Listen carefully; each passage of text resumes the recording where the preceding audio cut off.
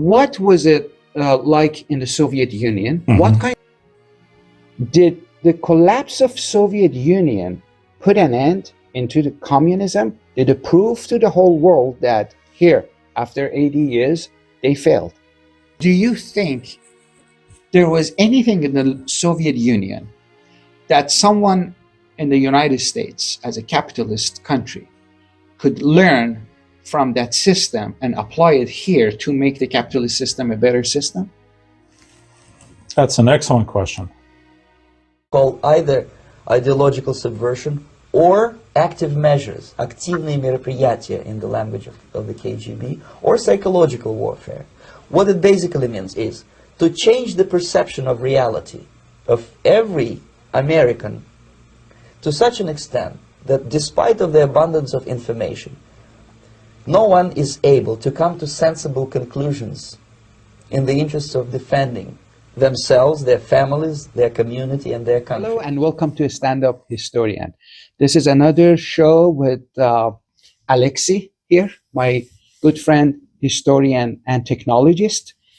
And this show is going to be a little bit different, Alexei. Mm-hmm. We discussed several things, and in the atmosphere we have in the country, political atmosphere that we have in the country, there is a lot of talks about socialism. It seems like it's a fad these mm-hmm. days. Mm-hmm. Anybody that wants to be popular, they add a little bit of socialism in their conversations, mm-hmm. whether they're openly identify themselves as socialist or not, but they act and talk like socialists.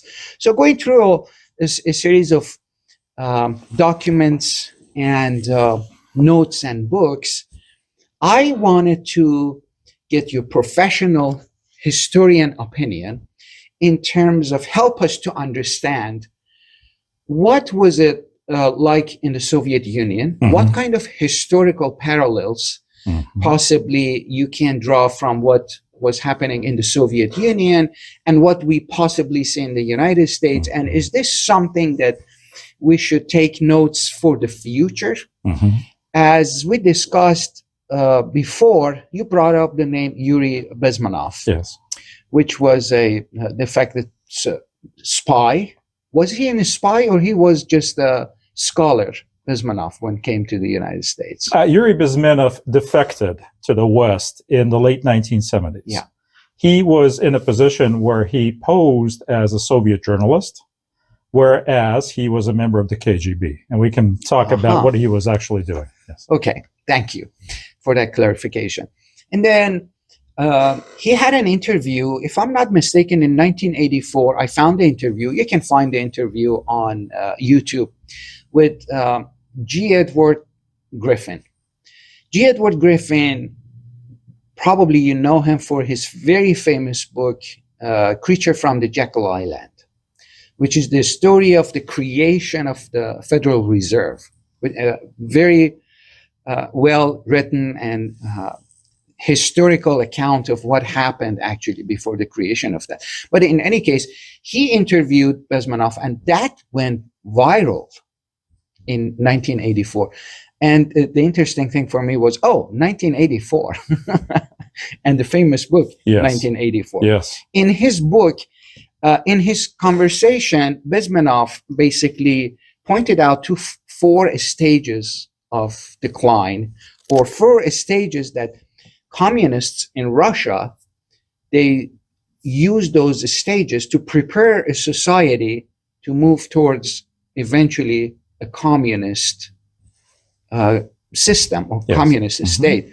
And he mentioned the first one is demoralization, destabilization, crisis, and finally normalization, which at the end that this normalization means accepting either a strong man or a strong party that comes in and says, okay, I'll take care of you after the crisis you had, whether it be in a civil war mm-hmm. or unrests mm-hmm. or however it is. Mm-hmm.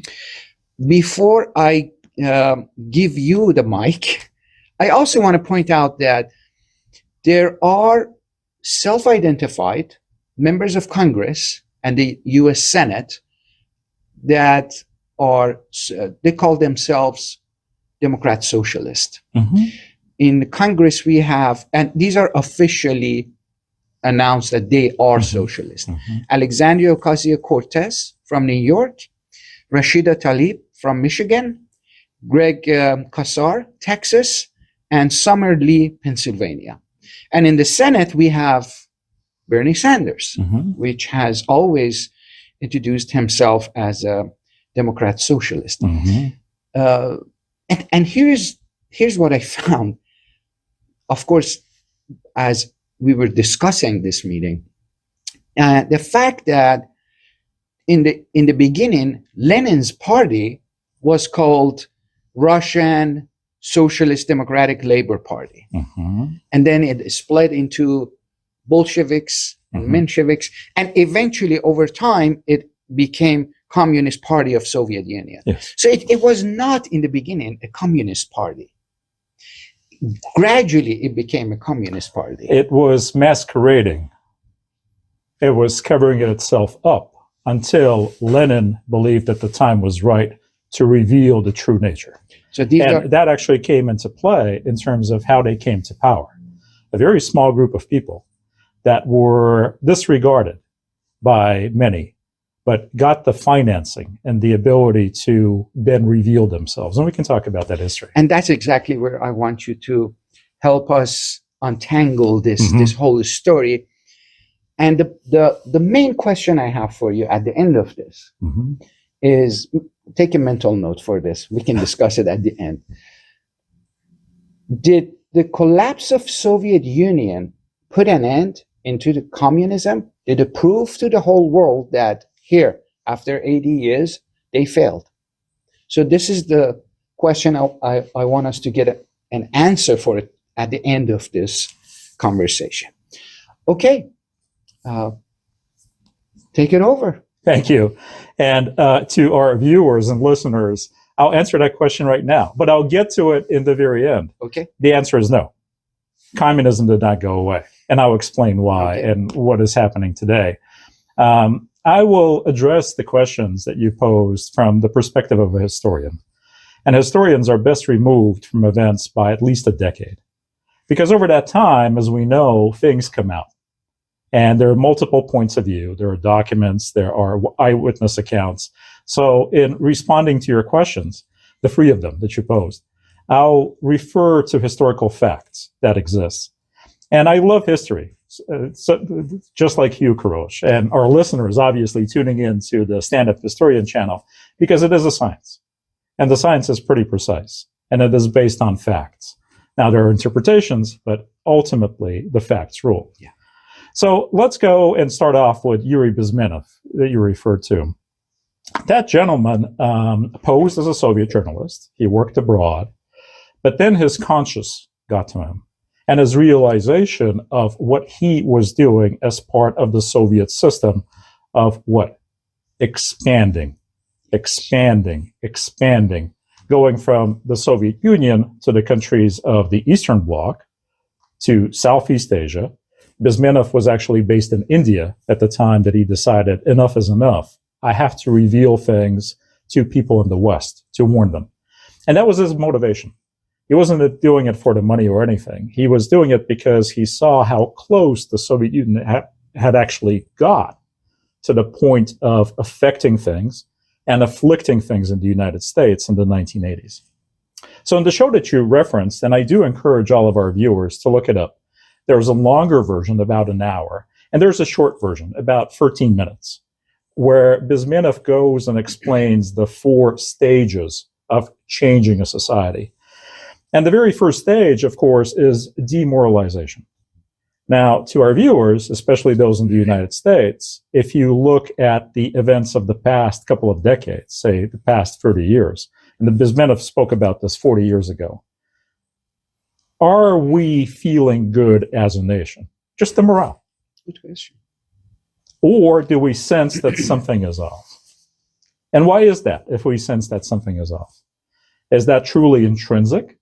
Is that truly based on what we believe and what we follow as guidance as framed by the founding fathers of the United States, since this is the year of the 250th anniversary of the United States? Are we following in their footsteps, or are we told to look at them as perhaps slave owners, to look at them as evil men whose statues we need to tear down and demolish and deface, like happened in the year of 2020? Yes. When here in Seattle, in the University of Washington, a beautiful statue of George Washington, one of the greatest men ever, the man who has been revered as the shining light and example of a democratic leader of a nation, his statue was defaced. So what's going on and what's happening? That's what Bezmenov was talking about. In that interview and in many sessions, he was talking about the intent of the KGB, the Committee of State Security of the Soviet Union, to destabilize the world and change regimes. Now, how? The first emphasis that they always placed, and by the way, Bezmenov talks about the fact that if you believe that the KGB's activity was more James Bond-like, he said about 15% of the time, manpower, and budget which was very intriguing to me. Stealing secrets. Yes. 85% was different. It was actually overt. It was illegal in the way that the KGB used every opportunity to plant certain ideas in the minds of Americans and people in the Western world. Doubt your government. Doubt your foundation. Yes. This is not right. They would plant stories for the likes of Bezmenov, who worked for the Novosti press agency. And that was a vehicle that would work with local agencies like Prensa Latina in Latin America and others. And they would plant stories. For example, at the time of Bezmenov's defection, the KGB came up with the story that AIDS, the virus, was actually invented in a US military lab. I remember that story. And stories like that, bit by bit, piece by piece, the real evil empire is the United States of America. These are the guys you really want to go after and look at as the evil force. So that period of demoralization, Bezmenov was warning in 1984, he was very concerned that a lot of changes had already happened in the United States. Students susceptible to influencing, toying with ideas, and in modern times, Karosh, a few parents recently came to me talking about what they're seeing on America's campuses and this fashion and fad for social democrats being a popular political movement. And that actually brings us to the origins of the Soviet Union. As you mentioned, Lenin first became a political activist, and so did Leon Trotsky and Joseph Stalin and some of the other very nasty characters, masquerading. They talked about social justice. They talked about social reform. And that was actually picked up in Russia. We're looking at the beginning of the 20th century, about the year 1900, to 1905. And 1905 is when the first revolution happened in Russia. And people were discontent because the Tsar of Russia, Nicholas II, had brought the country into a very destructive war against Japan. There was a lot of turbulence in the economy. A lot of people got killed and wounded. And society also looked at the emperor as the only decider of the fate of Russians. So there was discontent, and people were looking for an outlet of different political views and such. And Lenin appears, and Trotsky appears, and Stalin appear. And they start their campaign of what? Education. Propaganda. Yeah. Lenin forms a newspaper called Iskra, which translates as spark. And from a spark, there will be a flame of revolution. Stalin actually was the editor and publisher of Pravda. Stalin? Yes, Wow. He was the founder of Pravda. And it's interesting how things started to evolve, and with whose help? Because, of course, they by themselves were just men. Lenin was a half-baked lawyer who got kicked out of university because he had demonstrated destructive tendencies very early on. Leo Trotsky, he did not have a profession. He was very bright. He was a mathematician, and he was adept as a mechanical engineer. But his profession was revolutionary. Revolution. That's Activist. and that's how he identified himself. And as for Joseph Stalin, his parents wanted him to be a priest. Instead, he became a bank robber.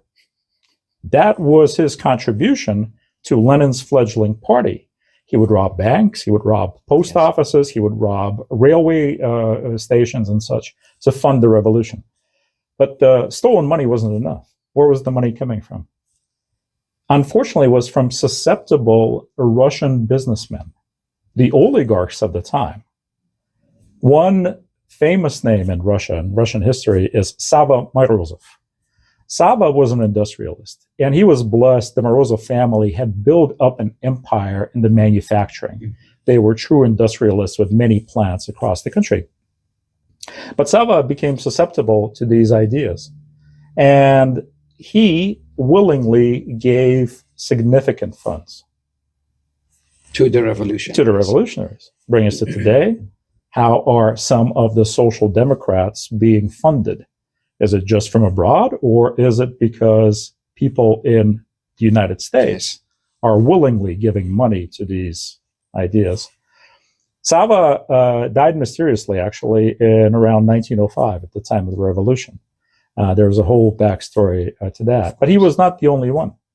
Nikolai Schmidt, who had inherited a large furniture manufacturing concern that was creating furniture for practically all of Russia, he was even more susceptible to the revolutionaries. Because as Bezmenov in his talks about and warns, he warns about the half-baked intellectuals. He warns about those who are susceptible at a time when they're in university, and instead of studying fundamental sciences and economics and how the world works, how business works, they latch onto these ideas and these promises that social justice and somehow somebody will give you the money and give you the support. Well, Nikolai Schmidt was one of them. He inherited the empire from his father, who passed away, and he was 20 years old, and he was a student. And he was part of a student commune that was looking for a new political outlet for Russia in 1905. Yeah. As a result, he gave a tremendous amount of money to Lenin and the revolutionaries. And in 1905, when the events unfolded, there was a militant uprising in Moscow. He actually armed them. He bought weapons for them. He used the headquarters of his business as the headquarters of the revolutionaries. It went to that extent. So in terms of how things evolve and how this whole period of demoralization happens, Russia gave a foundation, a historical foundation, for people in the 1980s that Bezmenov was referring to say it worked back then. Let us copy it. Exactly. As you are explaining the process of getting to the final revolution, 1917, it appears that all four stages, Russian society and Russian people went through all four stages. Yes. And a big part of demoralization is also to attack religion and religious beliefs. Very much. Although Stalin, of course, started to train as a priest, he was one of the harshest when it came to denouncing the church, not only the Russian Orthodox Church, but any religion. When he took power, he tried to stomp out, literally, thousands of churches across Russia were blown up. They were destroyed. People who expressed their faith, they were tracked by the communists. They were on certain lists. Stalin actually had a little bit of a change of heart when he, in the darkest of times for the Soviet Union, in November, December of 1941, when the Germans were so close to Moscow that some of the generals through binoculars could see the Kremlin. They were so close. Apparently, Stalin found his faith. At that moment, he went to one of the most revered icons, a depiction of the Holy Mother and the infant Jesus Christ. And he prayed. and apparently some priests joined him. And all of a sudden, things changed dramatically, not by some magical force and manpower, but the cold spell came in. And the Germans, who were ill-prepared to conduct battle outside of their blitzkrieg, they were frostbitten and hit very harshly. From that point on, Stalin actually allowed the priests to do more and serve the country. But that is an aside. Back to the beginning of the 20th century, in terms of how Lenin, Trotsky, Stalin behaved, very clearly, they were changing things, changing the morale, focusing on propaganda, focusing on spreading the ideas. And as I mentioned, they did it historically, not only with the help of some of the top Russian businessmen, unfortunately, but they also did it with foreign help and foreign influence. That is also, of course, something that Bezmenov was warning the United States about, that foreign influence. 1917, or let's go back to December of 1916. Lenin is in exile. He is in Switzerland, but something is brewing in Russia. And people who are fighting Russia at the time, of course, are the Germans.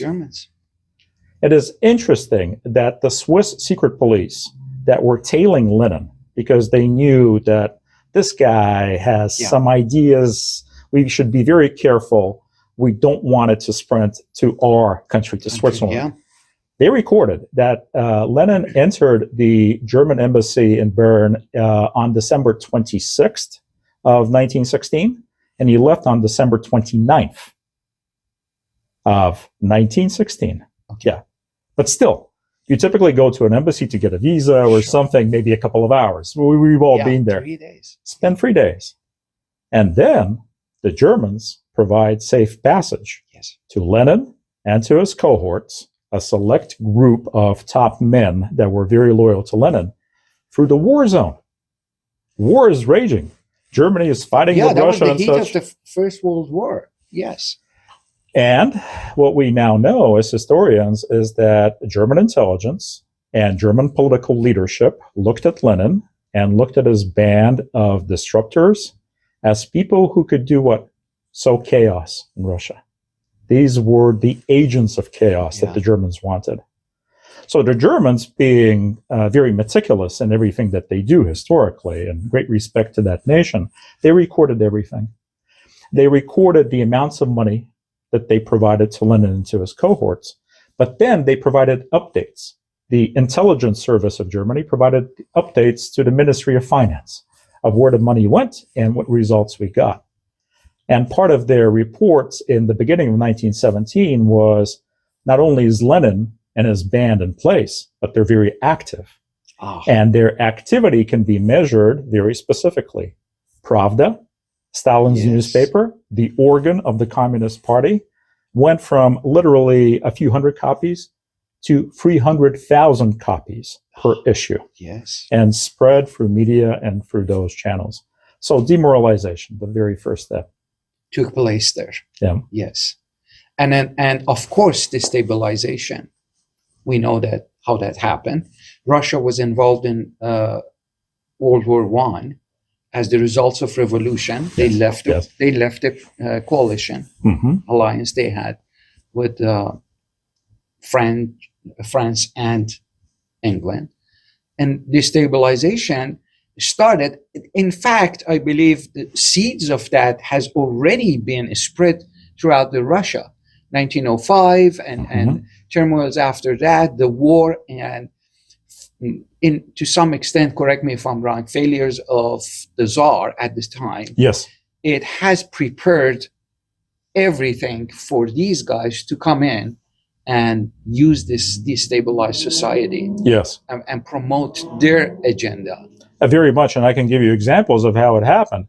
And just going back to Bezmenov, as we refer to him, just for our viewers, Yuri Bezmenov did not just formulate this.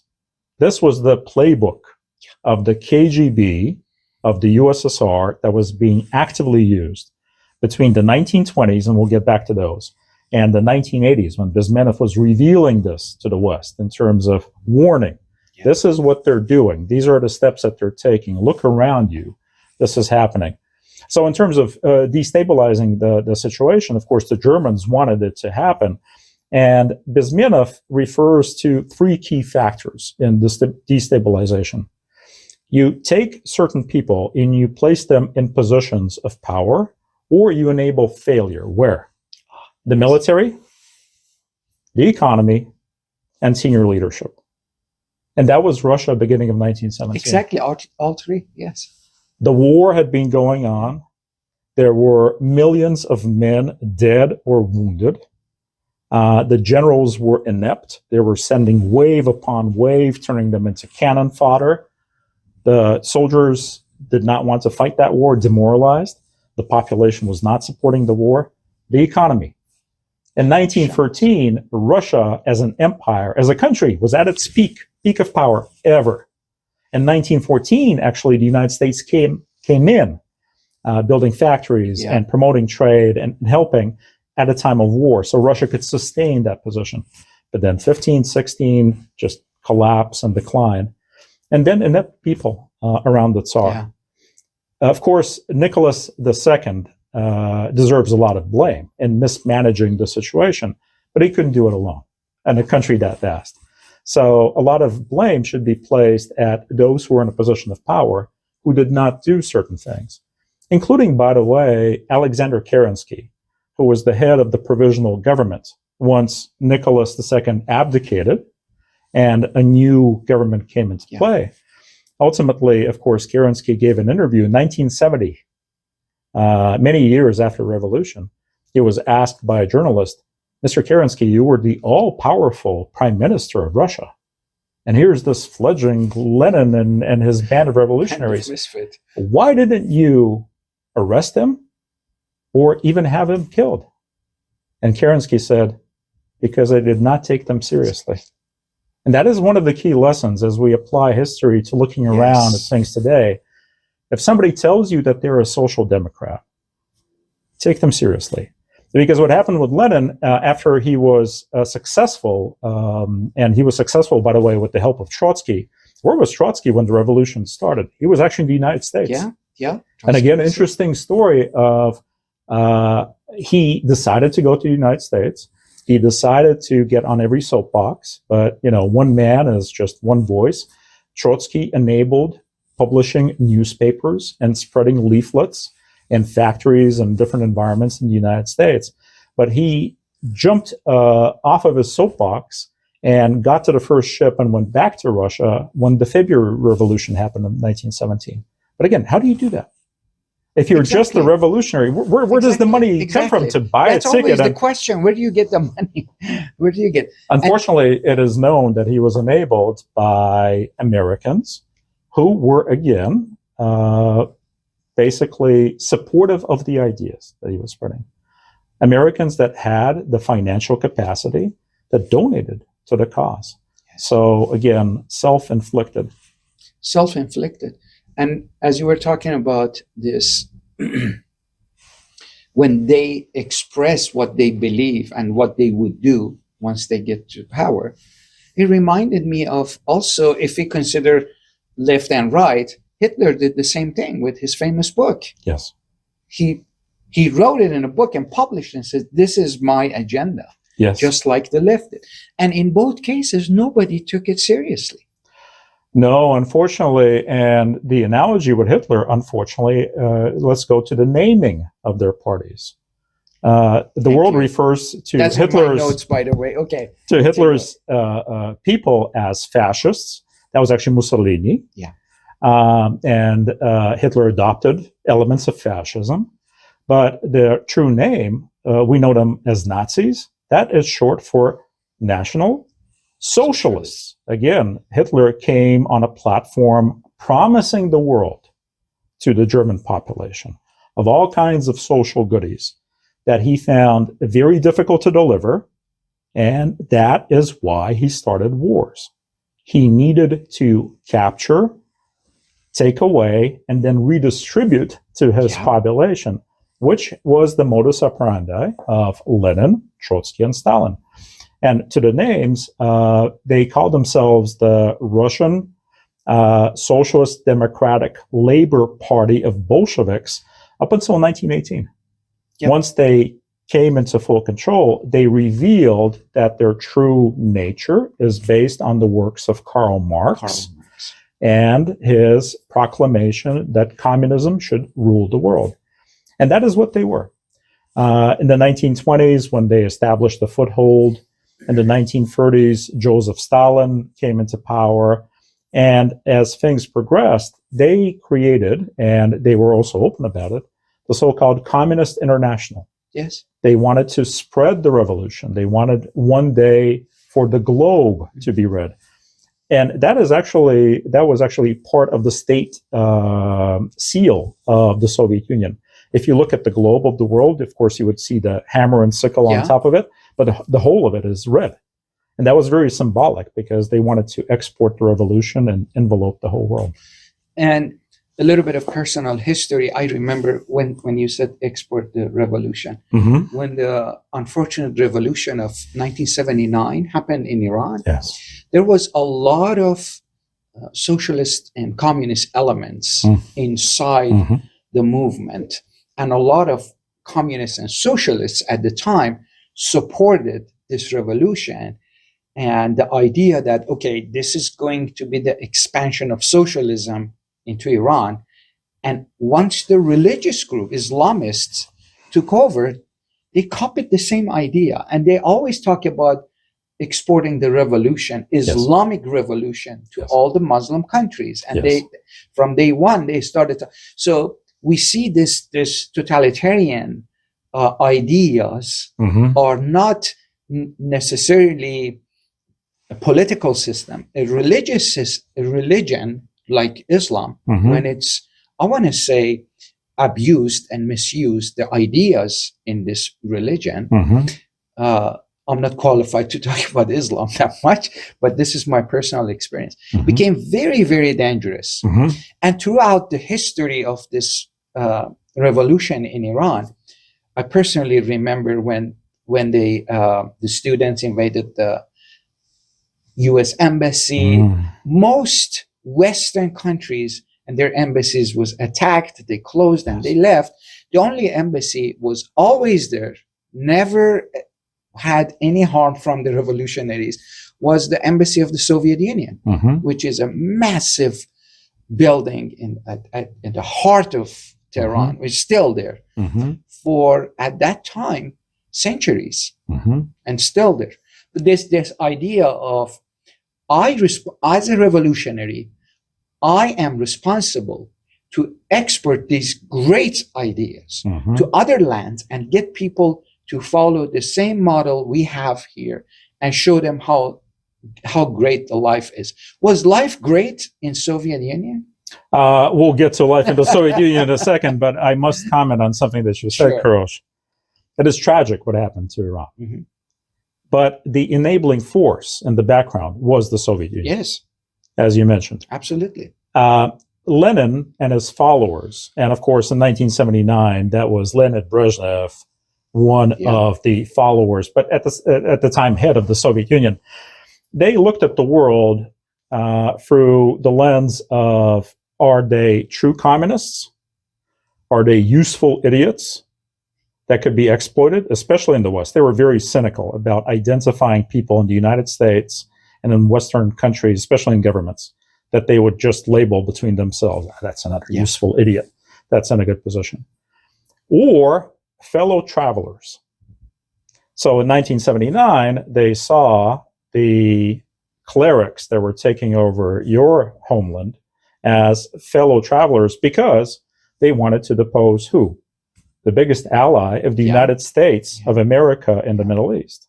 Because the goal, of course, of the Soviet Union was to ultimately deal with the clerics. We know how to stamp out the churches, said the Politburo to themselves. But first, let's get rid of the biggest ally. And interesting, the year 1979 was another tragedy for another country. Afghanistan, the Soviet invasion, where they decided that they would take that as a foothold to try expand down into another region, another territory. Through, if ideological subversion doesn't work, through brutal military takeover and force. And that's what exactly happened in Afghanistan. Yes. How long how long was that occupation of Afghanistan? It was a long time. It was like a Vietnam for the Soviet Union. Yes, it was. The level of tragedy, somewhat lower in loss of human life. We're talking about tens of thousands of soldiers, Soviet soldiers. In terms of loss of the life of Afghans, much more than that. Much more. Both the civilians that were caught in the war, the displaced populations that had to move into different regions, into Pakistan and other parts of the globe. It lasted from 1979 till 1987. Okay. Mikhail Gorbachev, who came to power, and this will bring us to your question of how was life in the Soviet Union, that I can relate to and share. When he came to power, he realized, looking at the same playbook of what the Soviets were trying to do to other countries like the United States and such, they did a self-analysis and they realized that our military is weak and our economy is weak. And we must pull out of Afghanistan immediately because that was such a big drain on the fighting force, the economy, but also on the morale. Because what was happening in transforming the society, there was a spirit of openness that Gorbachev actually supported, much to his credit. But before Gorbachev, and what was life really like in the Soviet Union? Again, when I hear these ideas of modern time, that the social democrats are promising this and that, some mayors of some cities are promising grocery store run by the government. Exactly, grocery stores run by the government. That's a perfect example. I remember life in the Soviet Union in the 1970s and 1980s. I remember empty grocery stores. Not because the Soviet Union was incapable of producing certain things. It was absolutely inefficient for the way that the totalitarian system was set up. Back to the 1920s, just for a second, when Lenin grasped power, he looked at a country that was coming out of civil war and he saw that it needed help. He appealed to Americans. He appealed to the West. He actually brought in some help. But more importantly, he went in and announced a policy called Novaya Ekonomichskaya Politika, the new economic policy, NEP, which allowed the communists to step back from their harsh position of there is nothing that belongs to the individual. Everything is governed by the state and everything is distributed by the state, to some private enterprise and private entrepreneurship. And it actually kept the Soviet Union afloat, because what happened was the whole country, through the initial inefficiency of doing away, say, with private farming, the land was confiscated from private farmers. It was given to the collective farms with a governor, a communist, telling them what to produce and how to produce and such. So there was a lack of motivation. People who had pride of ownership in their land, in their produce and such, all of a sudden were forced, sometimes at the end of a barrel, to go out into the fields and produce what the state wanted them to produce. And then there was inefficiency in the system that lingered not only from the 1920s, but 1970s and 1980s. Why were the stores empty? The whole system was inefficient because there was no true ownership. So the crops would sometimes die in the field. The fruit would be delivered to central bases of redistribution that were backwards and inefficient. And a lot of the produce would actually die in the process before it actually reached the stores. So reality of the 1970s and 1980s. And why is this interesting? Because by that point in time, of course, the communists had 50 to 60 years to build this. This history to show and build. This heaven on earth that they promised to everybody out there. The stores were not fully barren, but I remember my grandmas and my mom queuing up and standing in line for hours for very basic products to put food on the table. And recently, of course, we had this COVID situation back in 2020, and you remember and our viewers probably remember too, toilet paper disappeared, right? Exactly. But that was a harsh reality in the Soviet Union. Toilet paper? This humongous country Yeah. that has 1/6 of the Earth's surface. And of all things, all the trees in Siberia. Yes. You would think that pulp processing and producing toilet paper would be a no-brainer. They couldn't manage. And a lot of it had to do, again, with the way that things were run. So lack of motivation or little motivation by the people to actually do things because they were forced. By the way, one thing that did not exist in the Soviet Union, as people talk about social justice and entitlement and the fact that the state should pay them practically for nothing, that didn't exist in the Soviet Union. There was no unemployment in the Soviet Union. Everybody was employed. There was no unemployment. No unemployment benefits. and no unemployment benefits with one exception. Work-related injuries, of course. You would be compensated by the state. They would not abandon you. People could get some, but that was because of an accident, say an industrial accident. Sure. It wasn't because I'm not feeling like it. You're not feeling like it? You're sent to a labor camp. You're sent to a labor camp for re-education. The labor camp is not a, Boy Scout, summer camp. It is a concentration camp with guards on towers with weapons.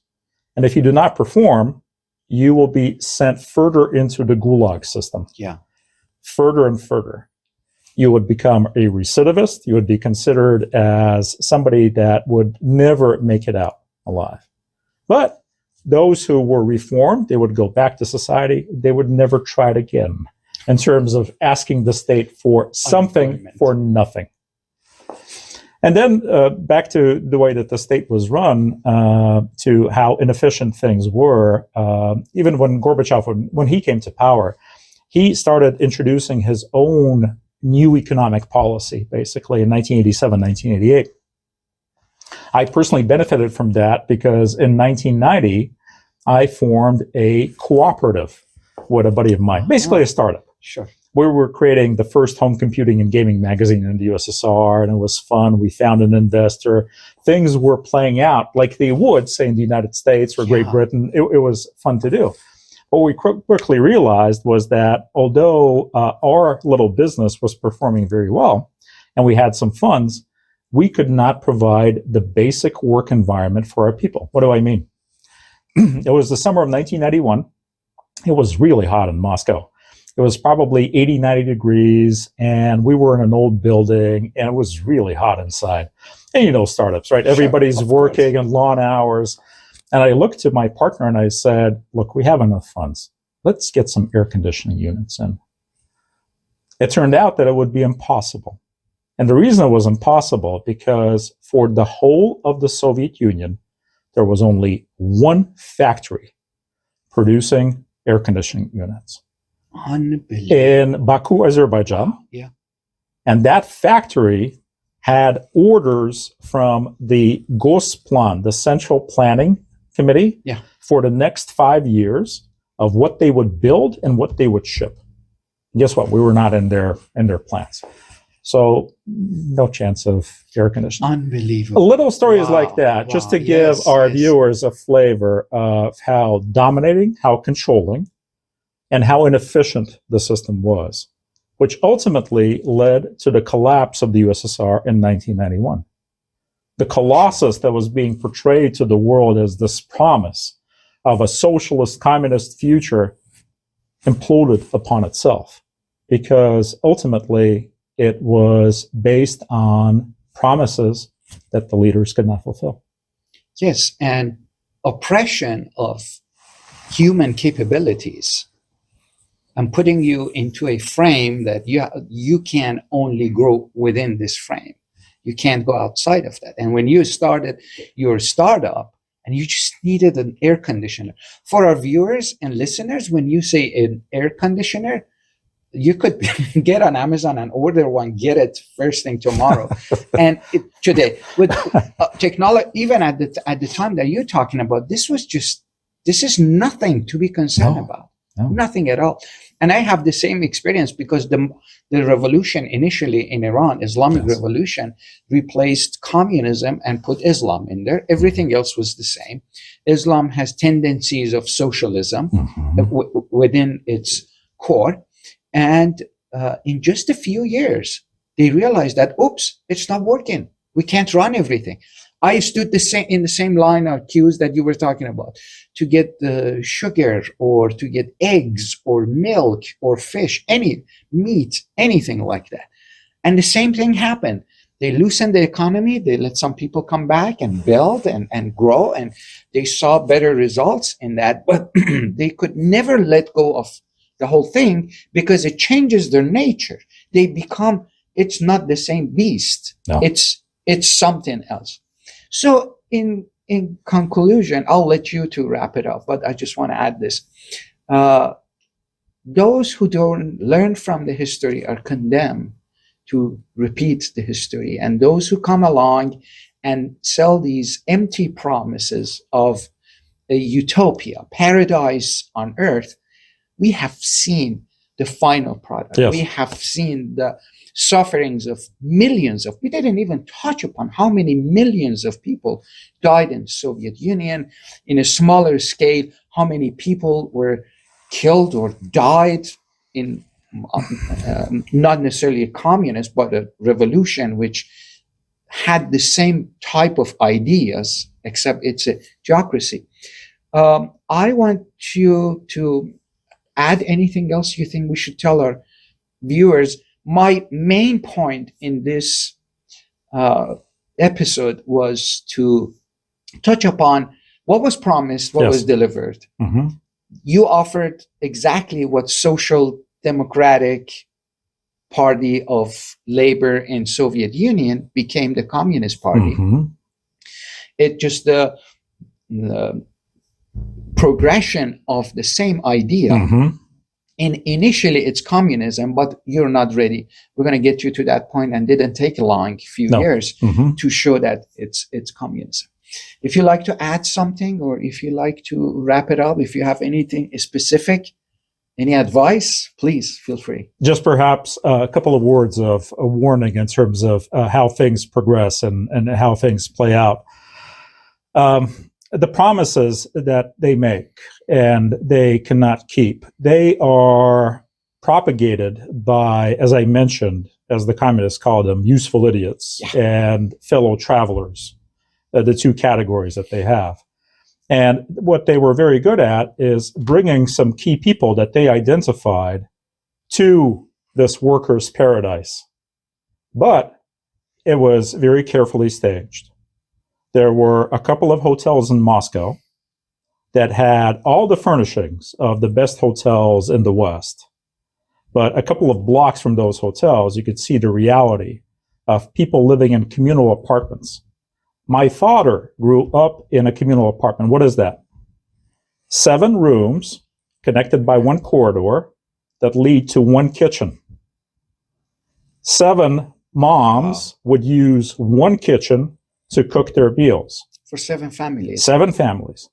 There was one bathroom for 7 families. So they had to basically have a schedule on when to use the bath. My dad, until he went to college, lived in the same room with his parents, with his grandma, and with his older brother. One room for 5 people. And that was the best that the communist system could do in terms of for the proletariat. For the proletariat, yes, for the people. But those who were brought in from the West, like Senator Bernie Sanders, who I believe he spent his honeymoon in the Soviet Union. Thank you. They were taken to very specific locations that were just window dressing. They were put up for a show. They even had a special camp in the Crimea called Artek, where they would bring kids. Even kids from the United States would visit, but it was an exclusive, basically a Disneyland. Sure. Thing that had nothing to do with the reality that the Russians... Staged. For absolutely staged, yes. A part, again, of this propaganda, so that the brainwashed could come back to their countries and say, I've been to the Soviet Union. It's wonderful. It's a worker's paradise. We should all aspire to it. Exactly. Far from it. And I believe when Bernie Sanders returned, he said, let's learn from each other's experiences. And he was impressed by healthcare or some other. Do you, last question, I promise. Yes. Do you think there was anything in the Soviet Union that someone in the United States, as a capitalist country, could learn from that system and apply it here to make the capitalist system a better system? That's an excellent question. I do not believe in portraying things as black and white. Sure. There are a lot of gray areas. That the Soviet system produced very smart and capable people through free education, including universities that were free, and students who would receive stipends, so they did not have to work like students many a time do in the United States, just to pay the tuition and such. No tuition, actually paid by the state for good results. That happened. Okay. Was there universal health care, as Bernie Sanders proclaims? Yes, there was. But there was also a downside of both things. The students, they were told what to study and where to work. You did not have an option. The state planned your life for you. You were to be an engineer in so-and-so factory, cradle to grave. Moving jobs was very uncommon. People sometimes did it, but you had to jump through hoops. You had to pay off. There was corruption in the background and such. And as for universal health care, yes, the ambulances were free, and there were doctors in the ambulances. But many a time they would show up, and in desperation, they would say, I don't have the medication. I know how to treat you, but I can't. When you paid a visit to the hospital, you would languish in very basic environments without the care and attention that are provided in hospitals in the West. So if you look at the average lifespan of a Soviet citizen and compare it to the lifespan of people in the West, I believe in the late 1980s, the period of the collapse of the USSR, the average lifespan of a Russian male was about 62, 65. Whereas in the West, in the United States, it was closer to 80 years old. 80 years old. Wow. So education. I had the privilege of going to that kind of a school because I believe they model it the same way. State paid for the tuition and also a stipend for the students.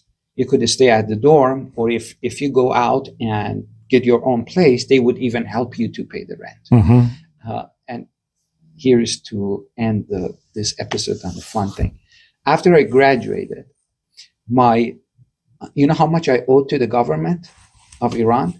I owed $100. Alexei, as always, it's always a pleasure. Thank you very much for joining me today. Of course. Thank you. Thank you. Pleasure. Thank you very much. And thank you all for joining. I hope you enjoyed it. Please leave your comments. Please. Let us know how we did. Did you like this conversation? Would you like us to get involved in more conversation like this, or anything you like to say? This is a freedom-loving group here. Absolutely. Thank you very much. Until then, next time, God bless you all. Bye.